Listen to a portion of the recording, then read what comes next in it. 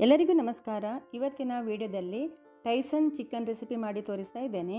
ಕೆಲವೊಮ್ಮೆ Tyson chicken ಎಷ್ಟು ಬೇಯಿಸಿದರೂ chicken ಗಟ್ಟಿಯಾಗೇ ಇರ್ತದೆ. ಹಾಗಾದರೆ ಗಟ್ಟಿ ಟೈಸನ್ ಚಿಕನ್ ಬೇಗ ಬೇಯುವಂತೆ ಮತ್ತು ಚೆನ್ನಾಗಿ ಸಾಫ್ಟ್ ಆಗುವಂತೆ ಮಾಡೋದು ಹೇಗೆ? ಇದಕ್ಕೆ ನಾನೊಂದು ಸಿಂಪಲ್ ಮೆಥಡ್ ಹೇಳ್ತೀನಿ. ತುಂಬ ಈಸಿ, ಮನೆಯಲ್ಲೇ ಇರುವ ಒಂದು ಪದಾರ್ಥ. ಬನ್ನಿ ಮಾಡೋದು ಹೇಗೆ ಅಂತ ನೋಡುವ. ಮೊದಲು ಇಲ್ಲಿ 1 kg ಟೈಸನ್ ಚಿಕನ್ ಚೆನ್ನಾಗಿ ನೀರಿನಲ್ಲಿ ತೊಳೆದು ಇಟ್ಟಿದ್ದೇನೆ.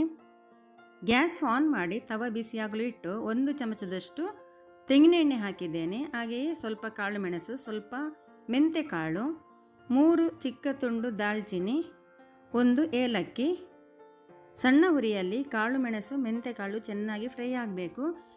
ಮೆಂತೆಕಾಳು ಸರಿಯಾಗಿ ಫ್ರೈ ಆಗದಿದ್ದರೆ ಚಿಕನ್ ಮಸಾಲೆ ಹಾಕಿ ಬೇಯಿಸಿದ ನಂತರ ಸ್ವಲ್ಪ ಅಂಟಂಟಾಗಿ ಆಗ್ತದೆ. ಹಾಗಾಗಿ ಮೆಂತೆಕಾಳು ಚೆನ್ನಾಗಿ ಫ್ರೈ ಮಾಡಿದ ನಂತರ ಇದಕ್ಕೆ 1 ಟೀ ಸ್ಪೂನ್ ಸೋಂಪು ಕಾಳು, 1 ಟೀ ಸ್ಪೂನ್ ಜೀರಿಗೆ, 2 ಟೇಬಲ್ ಸ್ಪೂನ್ ಕೊತ್ತಂಬರಿ ಬೀಜ ಹಾಕಿ ಸಣ್ಣ ಉರಿಯಲ್ಲಿ 2 ನಿಮಿಷ ಫ್ರೈ ಮಾಡಿ.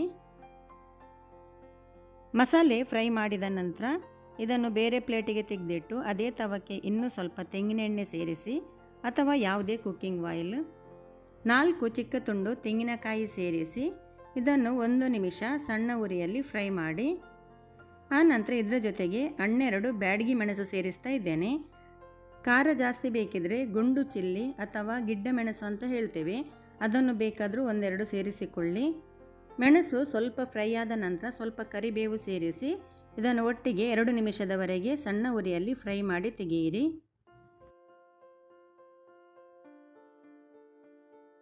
ಅದೇ ತವಕ್ಕೆ ಎಣ್ಣೆ ಹಾಕೋದೇನು ಬೇಡ. 1 ಕಟ್ ಮಾಡಿದ ಈರುಳ್ಳಿ, 7-8 ಎಸಳು ಬೆಳ್ಳುಳ್ಳಿ, 1 ತುಂಡು ಶುಂಠಿಯನ್ನು ಹಾಕಿ ಈರುಳ್ಳಿ ಸ್ವಲ್ಪ ಕಂದು ಬಣ್ಣ ಬರುವವರೆಗೆ ಇದನ್ನು ಫ್ರೈ ಮಾಡಿ ತೆಗೆಯಿರಿ.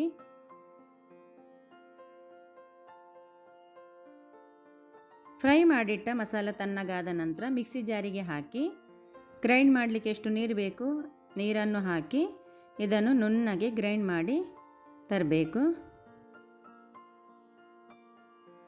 ಟೈಸನ್ ಚಿಕನ್ ಕುಕ್ಕರಲ್ಲೇ ಬೇಯಿಸಬೇಕು, ಇಲ್ಲದಿದ್ದರೆ ಬೇಗ ಬೇಯೋದಿಲ್ಲ. ಹಾಗಾಗಿ ಕುಕ್ಕರನ್ನು ಬಿಸಿಯಾಗಲು ಇಟ್ಟು ಇದಕ್ಕೆ 2 ಟೇಬಲ್ ಸ್ಪೂನ್ ತೆಂಗಿನ ಎಣ್ಣೆ, ಹಾಗೆ 1 ಟೇಬಲ್ ಸ್ಪೂನ್ನಷ್ಟು ತುಪ್ಪ ಹಾಕಿ 1 ಕಟ್ ಮಾಡಿದ ಈರುಳ್ಳಿ, 8-10 ಎಸಳು ಬೆಳ್ಳುಳ್ಳಿಯನ್ನು ಕಟ್ ಮಾಡಿ ಹಾಕಿ ಈರುಳ್ಳಿ ಮತ್ತು ಬೆಳ್ಳುಳ್ಳಿ ಚೆನ್ನಾಗಿ ಈ ರೀತಿ ಕೆಂಪಾಗಿ ಫ್ರೈ ಆಗೋ ತನಕ ಫ್ರೈ ಮಾಡಿಕೊಳ್ಬೇಕು.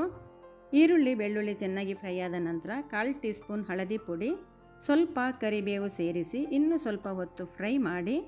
ಆನಂತರ ಇದಕ್ಕೆ 1 ಕಟ್ ಮಾಡಿದ ಟೊಮೆಟೊ ಸೇರಿಸಿ.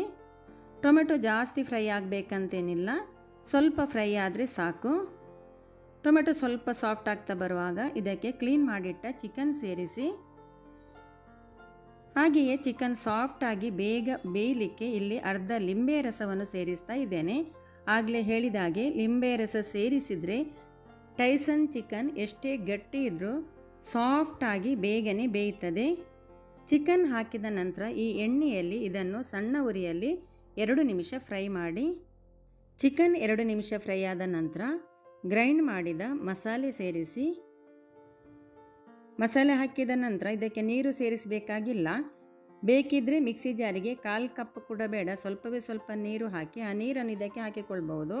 ಇದು ಜಾಸ್ತಿ ನೀರು ಹಾಕಬಾರ್ದು. ಹಾಗೆ ರುಚಿಗೆ ತಕ್ಕಷ್ಟು ಉಪ್ಪನ್ನು ಸೇರಿಸಿ ಒಂದ್ಸಲ ಚೆನ್ನಾಗಿ ಮಿಕ್ಸ್ ಮಾಡಿ. ನಾನಿಲ್ಲಿ ನೀರು ಹಾಕ್ತಾ ಇಲ್ಲ.